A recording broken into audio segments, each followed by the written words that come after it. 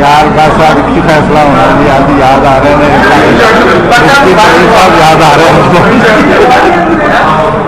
बड़े कमजोर लोग ने, सच्ची बात है। इतने बड़ा उन्होंने कहा तुम ऐलान करके करनी है, एवं गोइयां गलियां ना पूछा दित्तियां, कोई हकीकत नहीं।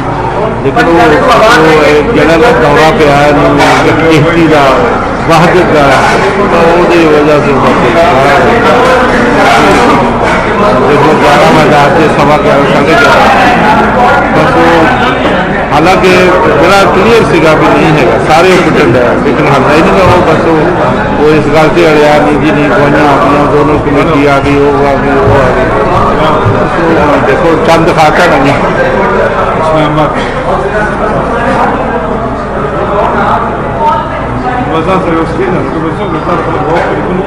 हाँ जी, हाँ जी, हाँ जी, हाँ जी,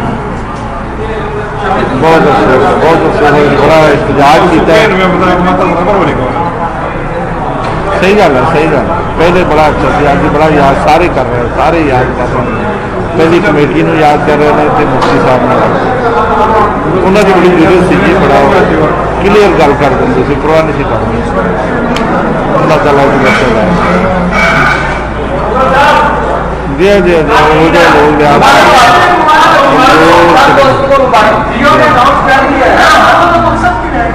ओके बस आ गए।